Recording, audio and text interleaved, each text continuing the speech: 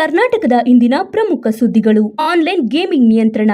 ಕರ್ನಾಟಕ ಸರ್ಕಾರ ಆನ್ಲೈನ್ ಜುಗಾರಿ ಮತ್ತು ಗೇಮಿಂಗ್ ನಿಯಂತ್ರಣಕ್ಕಾಗಿ ಹೊಸ ಮಸೂದೆಯನ್ನ ಮಂಡಿಸಿದೆ. ಹೊಸ ಅಥಾರಿಟಿ ಸ್ಥಾಪನೆ ಪರವಾನಗಿ ಲಭ್ಯವಿಲ್ಲದೆ ಆಟಗಳನ್ನು ನಡೆಸಿದರೆ ಕಾನೂನು ಕ್ರಮ ಜರುಗಿಸಲಾಗುತ್ತದೆ. ಮಲೆಮಹದೇಶ್ವರ ಬೆಟ್ಟದಲ್ಲಿ 5 ಹುಲಿಯ ಸಾವು. ಚಾಮರಾಜನಗರದ ಮಲೆಮಹದೇಶ್ವರ ಬೆಟ್ಟದ ಅರಣ್ಯದಲ್ಲಿ 5 ಹುಲಿಗಳನ್ನ ವಿಷ ಹಾಕಿ ಕೊಂದ ಘಟನೆ ಬೆನ್ನಲ್ಲೇ ಪ್ರದೇಶವನ್ನ ಟೈಗರ್ ರಿಸರ್ವ್ ಆಗಿ ಘೋಷಣೆ ಮಾಡಲು ಸರ್ಕಾರ ಯೋಚಿಸಿದೆ. ಫೇಕ್ ನ್ಯೂಸ್ ವಿರುದ್ಧ ಕಠಿಣ ಕಾನೂನು.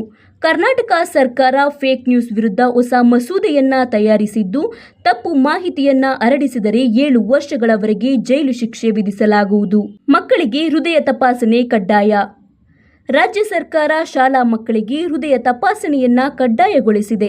15 ವರ್ಷದೊಳಗಿನ ಎಲ್ಲ ಮಕ್ಕಳಿಗೆ ಹೃದಯ ಸಂಬಂಧಿತ ತಪಾಸಣೆ ನಡೆಸಲಾಗುತ್ತದೆ. ಮಾಹಿತಿ ಇಷ್ಟವಾಗಿದ್ದಲ್ಲಿ ಲೈಕ್ ಮಾಡಿ, ಶೇರ್ ಮಾಡಿ, ಹಾಗೆ ನ್ಯೂಸ್ ಬೈಟ್ ಕನ್ನಡ ಚಾನೆಲ್ ಅನ್ನ ಸಬ್ಸ್ಕ್ರೈಬ್ ಮಾಡಿ.